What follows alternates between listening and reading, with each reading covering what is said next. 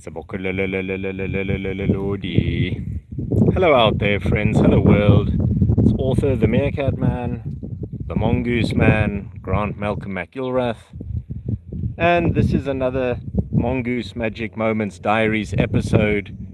I'm very happy to say that thunderstorms are approaching the reserve after over 8 months of severe drought, and in the distance is a very noisy aircraft, which is unusual in this area, obviously checking the weather patterns in the area.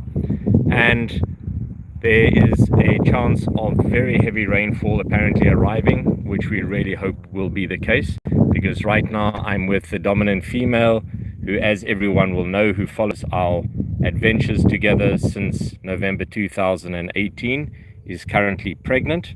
We're hoping that she gives birth probably around March this year, going into April. The gestation is 10.5 to 11 weeks roughly. I'm just so happy to see these clouds because the area is cooling down after extreme temperatures of upper 40 degrees centigrade. I hope you're having a wonderful day. Of course, it is a hot day here and it's very humid. Even though we've got a bit of moisture coming through in the air, the place is still a furnace. The reserve river has completely dried up, but with the rainfall from last night in the mountain to the north, part of the UNESCO World Heritage Site complex, the Cape Floristic region, I'm very happy to say that we should have some water accumulating there in the mountain catchment area, coming back down to the reserve and bringing us much needed relief and hopefully getting the river to flow again. Welcome out there. I hope you're having a beautiful day. Of course, this is the dominant female, our film star, Ghakhulu, Cucciolina, Cenerentola, Tsebokolodi. And she is doing very well. She was in fact having a bit of a territorial fight earlier when I found her about an hour ago, and she is marking her territory because the entire area is currently very, very overcast, and with the moisture it means territorial boundaries will be changed because they will be washed clean of their scent marks. The smellogram, the SSMSs, you can see those clouds. It's pretty windy, so our dominant female is staying close to the wildlife hotels here. Thank you to Alessia Torchini and the president of the Associazione Suricates Italia, Asia Chile, for the sponsorships of the wildlife hotels here that you can see. Many different tubes and sleeping areas are in this area. Welcome to Mongoose Magic Moments, everyone. Of course, here is our film star who is currently pregnant. Usually yellow mongoose, the cynictispenicillata species, has 2 to 5 babies. Twins are the most common. It is not like the same with meerkats, who have 4 to 6 babies on average. So yellow mongoose, 2 to 5 is normal, but they have the same number of mammae, the same number of nipples as each other. So meerkats and mongoose from the yellow mongoose species have 6 nipples usually, or 6 mammae. The lower ones, the inguinal, then the abdominal and pectoral. But I have noticed occasionally that meerkats will even have 7 or 8 mammae. So it is not unheard of for meerkats to have larger litters than 6. But with yellow mongoose, I have never seen a yellow mongoose since I have been studying them with meerkats since 1993 with more than 6 mammae. You may wonder why I'm going on about the nipples, because of course it is very important to recognize individuals. Some have 7 or 8 with meerkats, and that is a permanent identification feature, and of course it helps us to understand how many babies each mother could look after. Unlike the banded mongoose, Mongoose Mungo, which I worked with in Uganda, Queen Elizabeth Park,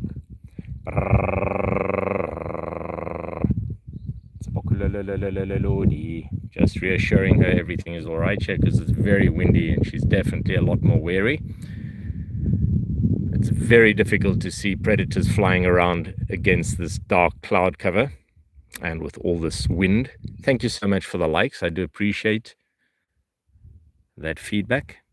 Yeah, going back to Uganda, we're just going to have a little chat. Banded mongoose, Queen Elizabeth Park, surrounded by the Virunga and Rwenzoris and the Kazinga Channel, a beautiful wild area. She's gone back to one of the wildlife hotels there, staying close to safety at all times. So banded mongoose are multiparous. They can have multiple breeding females simultaneously, whereas meerkats generally do not have that happen. And the dominant male will chase out any possible breeding females to prevent them getting pregnant at the same time as she does. All right, it's a good opportunity for me to get up while she is inside the tunnel, because I don't want to disturb her. Just uncrumple myself. All right, that's better. Oh, it's nice to stretch. These are things many people take for granted. Just being able to stand up and move around easily can take many, many months of work around wild animals without disturbing them. And there she is inside her little pipe system. You can just see the lower part of her face. She, of course, doesn't have any teeth on her lower jawline, no incisors, and no canines. She lost both canines in a terrible fight. And again, thank you for the likes. I appreciate it. I hope you're having a great day. Please do encourage students to come join in from schools and universities around the world where you can ask me any questions you like. Thank you so much. Voxy C9P, welcome to the stream. Good to have you with us, and to everybody else out there. Please let me know where you are currently watching from. Of course, this is the Meerkat Magic Valley Reserve of the Meerkat Magic Conservation Project. It's a private reserve in South Africa near Oudtshoorn in the Western Cape. Those are the Outeniqua mountain range system to the south. It's the little Karoo, the Klein Karoo. Yeah. And supposedly we are about to experience huge thunderstorms near Cape Town, a few hundred kilometers away to the west. We have had major rainfall arriving, and this area has been in an extreme drought for over 8 months, and the reserve river has completely dried up. Even the last pool of water has dried up. I have been digging holes in the river system to allow water to infiltrate, but I'm also very happy to tell you that this wildlife water feature, which I dug back in 2008 through the cement concrete-like soil, always has water in it. Throughout the year, throughout the droughts, I make sure it has water in it. That is why we have built wildlife hotels for different animals to move into, so that they have safety while they are drinking at our water feature. This is, of course, unique in the world. Nobody has ever thought of doing this or done it with wildlife, the diggers, creating habitat for them where they have lost their habitat due to plowing and housing practices. If you'd like to find out more about that, you are welcome to even come out and visit me if you're in South Africa. At any point, let me know, because we encourage people to become actively involved in our conservation work. You can come out and actually help build additional wildlife hotels. It's a lot of work, a lot of digging work, and a lot of sand moving work, but they consist of various chambers like rooms and various pipe systems which are buried. Now, of course, diggers such as our beautiful film star here, Ghakhulu, Cucciolina, Cenerentola, Tsebokolodi, so many different names, and many people ask me, why does she have so many names? Because our sponsors have named her from different parts of the world. She has Zulu names, she has a Tswana name, and she has 2 Italian names. The future generation could be born in March. I'm delighted to say, yes, she is pregnant. For those who have been asking me, is it true or not? Yes, she is pregnant. And that is why I'm so very happy to tell you this news, because she has only had 1 baby in 5 years because of the extreme hardships that animals have gone through in the previous drought. And then we had floods in 2023 and 2024. And she managed to have a baby successfully raised, who was very famous. There's a whole playlist dedicated to him, Squeaky. Thank you so much for the likes. I really appreciate it. That's just lovely to have you with me today. especially with this very exciting news with the babies on the way, hopefully in the next few months. And of course, with the promise of rainfall to break the drought. I cannot wait. Supposedly tonight and tomorrow we could have major thunderstorms. As you can see, what's usually a cobalt blue sky with not even a cloud is completely covered now. It's wonderful.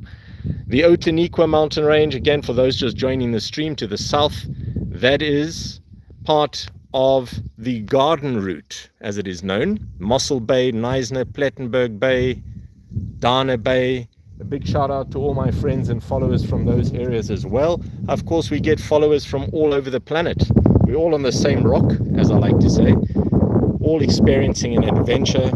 And of course, it's great to be able to share with modern tech like this with people all over. We've had people in the Philippines commenting, in Alaska and Minnesota recently as well. Of course, there's a lot of interesting developments all over the world, and I like to bring you the true wildlife documentary. Oh, there you can see a really good view of her stomach. Look at that, how her abdomen is so distended.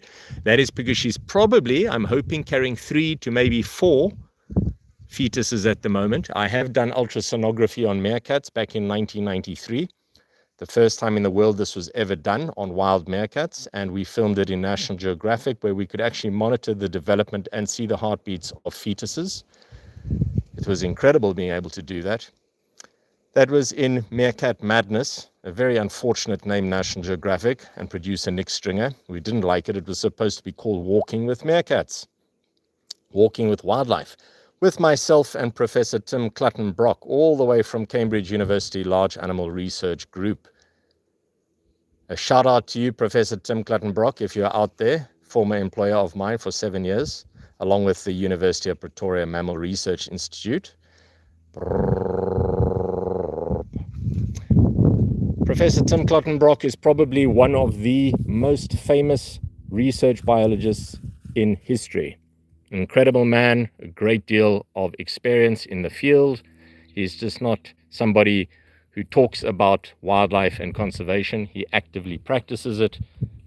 It was a great privilege to work with him.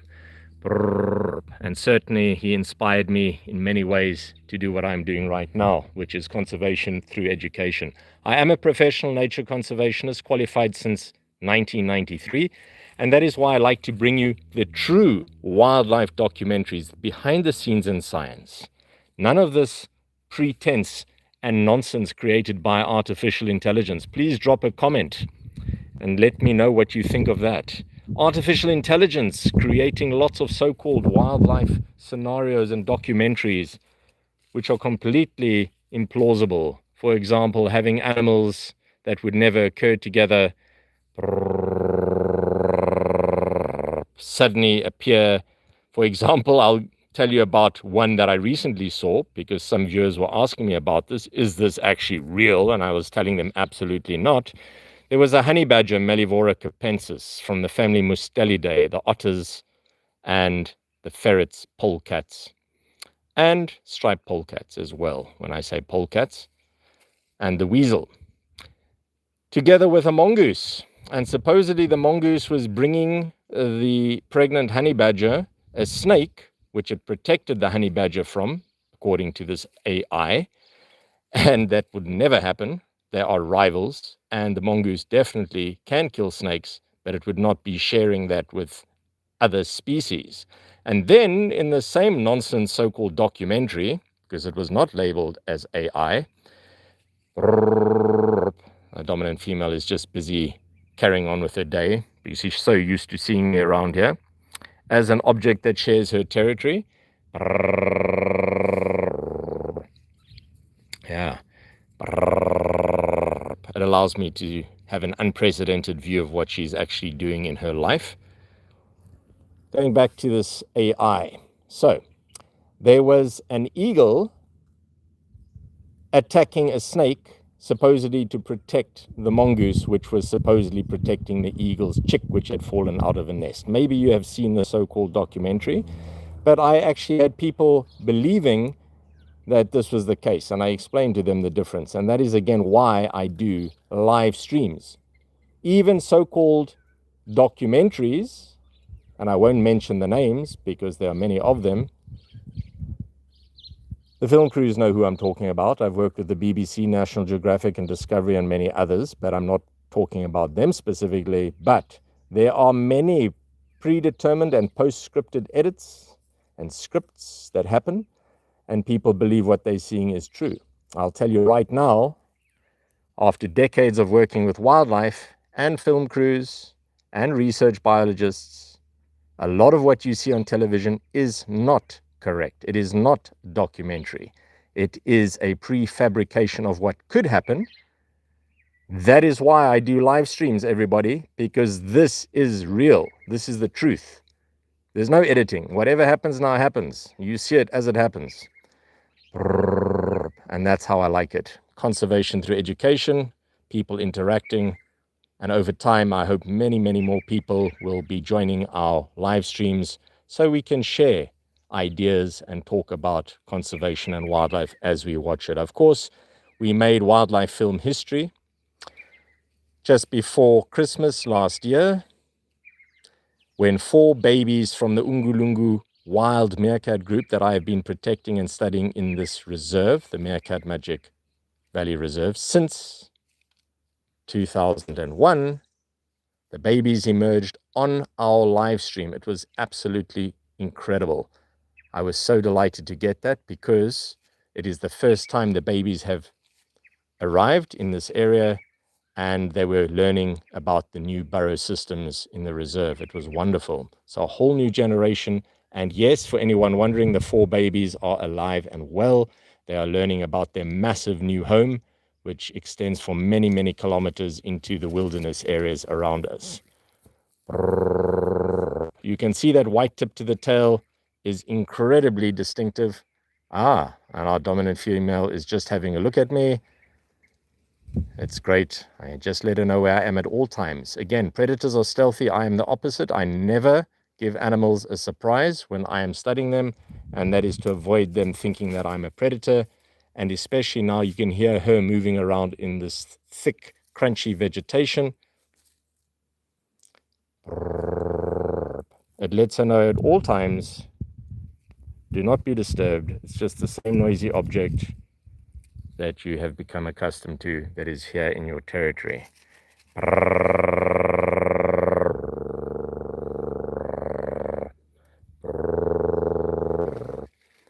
I recently asked various viewers to let me know what it's like if they have tried to make some of these call associations. NLP, neuro-linguistic programming. Of course, it's behavioral psychology, like or those are calls that I use with different species that I work with, of course, meerkats included. And these are modified versions of their own calls. And then, of course, completely random interspecies communication sounds, which are just easy to make from a distance, very loudly. When animals cannot see me, they can hear me approach, so that they do not get alarmed and so that they do not get tamed. Yeah, we do not want animals just trusting anybody who moves through a neighborhood, a territory where they occur. That could be a disaster if people were trying to capture them or harm them in any way. This prevents anybody except the research biologists or visitors who are with me from getting near the animals. I have been doing this since 1993. I've also tested these techniques in Kibale rainforest in Uganda back in 1997 with wild chimpanzee, who I was incredibly fortunate to see, along with research biologists who invited me to visit there. I've also used associative sounds such as these with banded mongoose in Uganda, Queen Elizabeth Park, and many other species, and all of the different animals in this environment, and I really mean all of them, ones active during the day and night, know my different sounds because they have heard these sounds all the way since 2008 when I started this reserve in the area.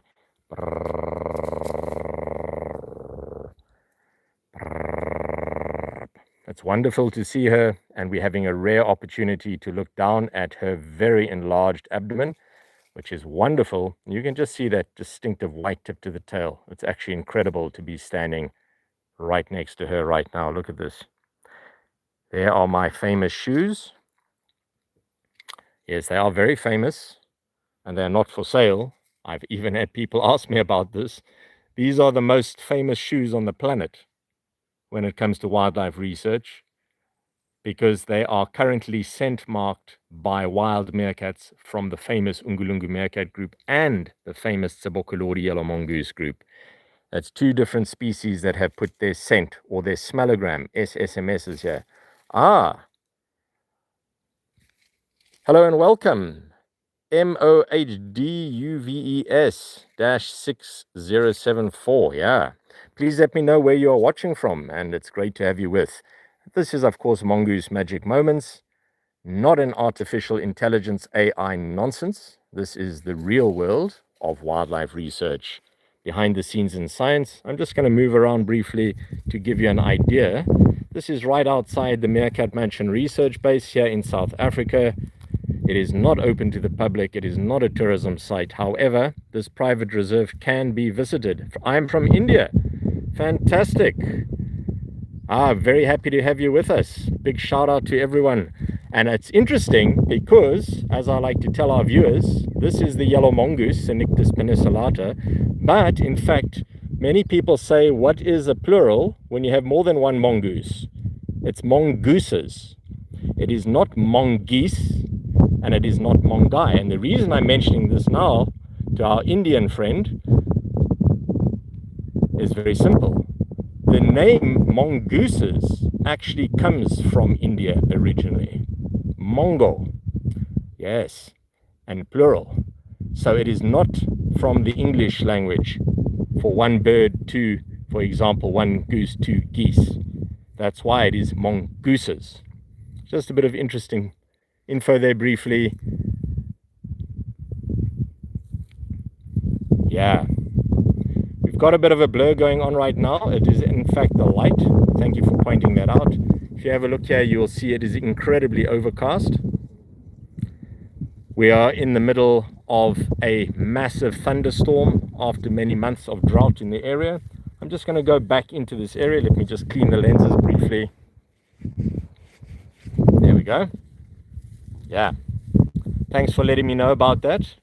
Of course, live stream is a lot trickier than just getting my usual videos out there. Our beautiful film star has gone back into her wildlife hotel. Yes. Of course, you are watching all the way into the Meerkat Magic Valley Reserve. And this is the daughter of the even more famous film star, her mother, who I followed since 2008, and her mother Tsebokolodi, from where the family gets its name, which is millipede in the Tswana language, Tsebokolodi. Millipede is an arthropod, a segmented animal. It has hydrochloric acid as one of its defense mechanisms. And meerkats and yellow mongoose do in fact eat them. After dragging them along the ground, they will wipe off those secretions. Anyway, going back to this mother Tsebokolodi. She was in the BMW international film. Meerkats and mongooses were seen together for the very first time in a BMW film screened around the world and on the Super Bowl big screen watched by millions in 2010, called BMW Unscripted Series. Specifically 5 films. BMW owners, I used my BMWs in the past for wildlife research as hides. They went in areas where no other BMW had ever gone before. And out of all of the BMW cars in the whole of Africa, my 2 were the only ones used in this film. So it's very famous, and her mother was in the film. So she is many, many daughters down the line from the original dominant female. And of course, she's very famous. I was just doing a Google search yesterday, and if you ask Google AI, who is the most famous yellow mongoose in the world, you will find out who it is. I just checked this yesterday afternoon to confirm, and they talk about Tsebokolodi, and here we go. Quite an achievement for all of the species of yellow mongoose out there, and she is the most,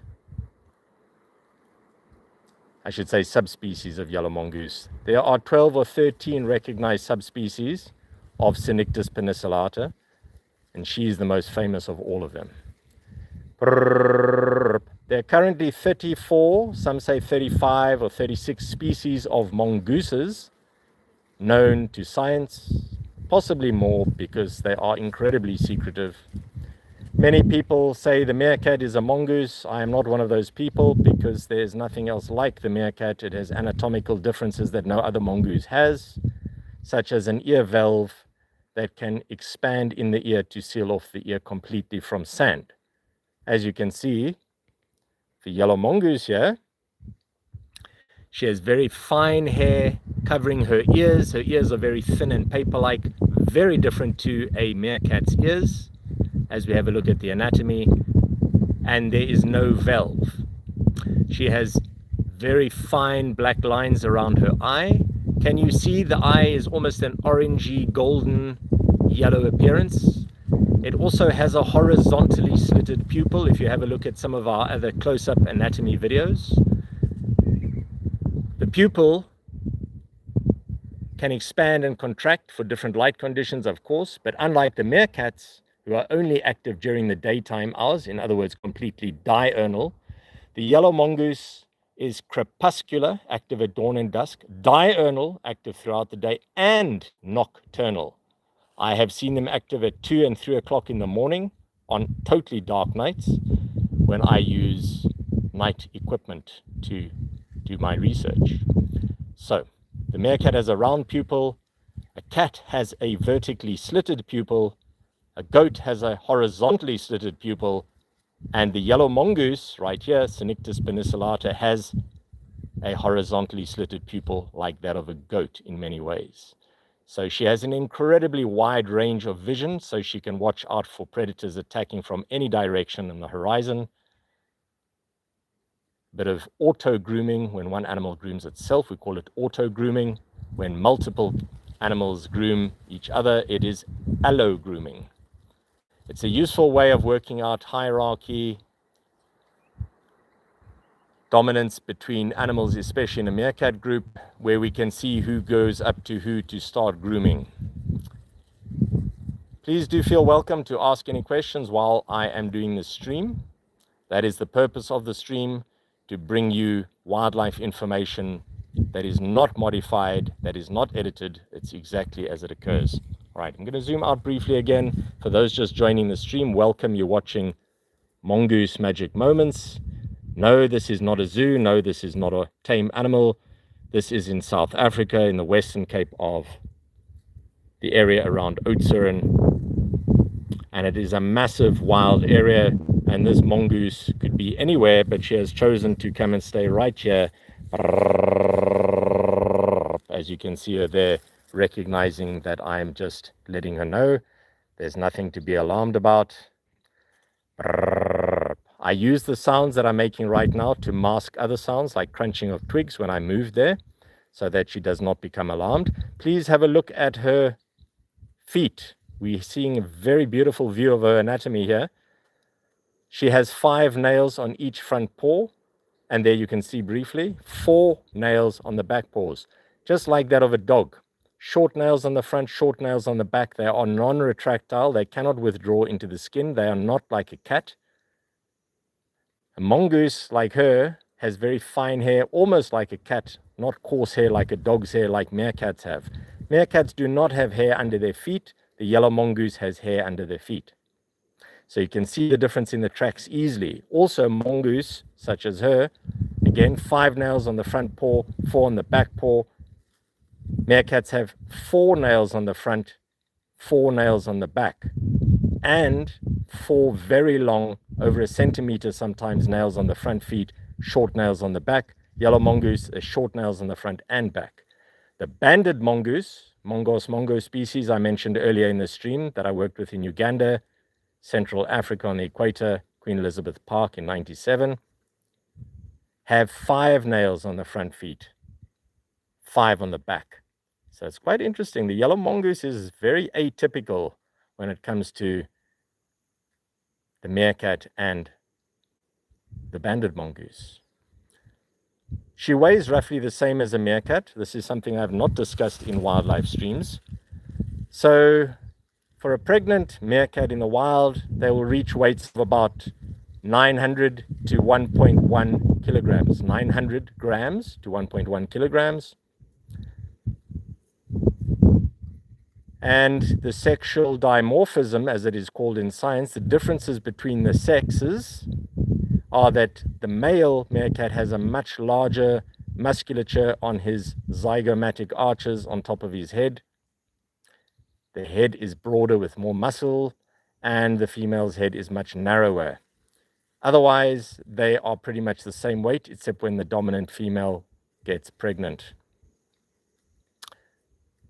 A male meerkat in the wild will weigh around 650 to 680 to 800 grams on average. So yellow mongoose, pretty much the same, except when they're pregnant, they don't get as heavy as a meerkat because they will only have 2 to 5 babies on average, whereas the female meerkat could have, well, of course it's female.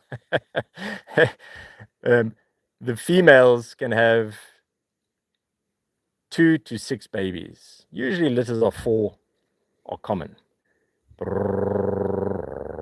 Yes, and let's have a look at those nails. As she stretches out, it's lovely and cool in the wildlife hotel. Incidentally, temperatures in burrow systems are very well regulated in summer, when the surface temperature could be well over 50 degrees centigrade in this area and in the Kalahari Desert, where I studied for 7 years, on the border of Namibia and Botswana to the northwest of South Africa. Temperatures of burrows can drop down 10 degrees, cooler than the surface temperature in summer and 10 degrees warmer than the surface temperature in winter. Welcome, you're watching a wild yellow mongoose sleeping in her wildlife hotel right now, stretching out as she listens to me tell you about the difference between wildlife and artificial intelligence and so-called documentaries. This is the Meerkat Magic Valley Reserve of the Meerkat Magic Conservation Project. It is not a zoo. This is not enclosed. It is an enormous wildlife area, and the animals that are here have chosen to be here of their own accord, and they can leave at any time. There you can see a beautiful view of our film star. She is incredibly famous, and if you're wondering about this, you can ask Google, as I did yesterday, just to confirm, who is the most famous yellow mongoose in history? And they will tell you it is her. Tsebokolodi. Yeah, that's hot off the press from yesterday. Tsebokolodi. Yes, and all of the family members of Tsebokolodi group know that sound.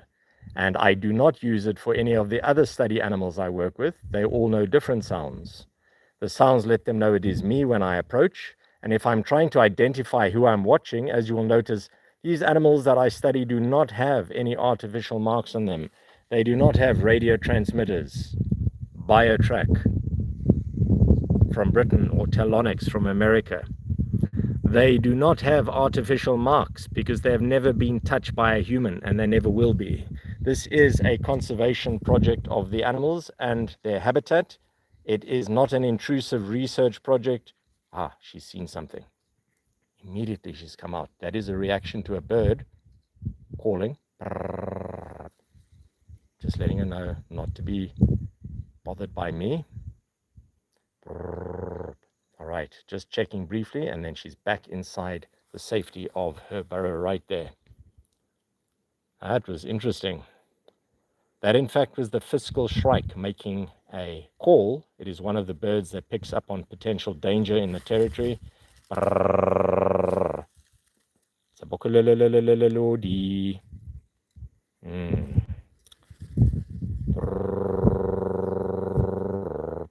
Well, it looks like our film star has spent many hours already searching for food this morning, and now she's having her siesta. So I'm going to sign off.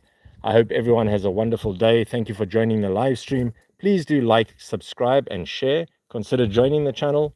And please also look at our merchandise shop in Europe and in the USA. You'll find the links to these in the comments. And if you send me an image or video of you with our merchandise or the Meerkats book from 2016, and if you'd like, we will acknowledge you on social media as well. Just one more look at our film star as she starts falling asleep. You can just see her eyes and her nose there. She's absolutely beautiful. All right, friends, I'm signing off. All the best.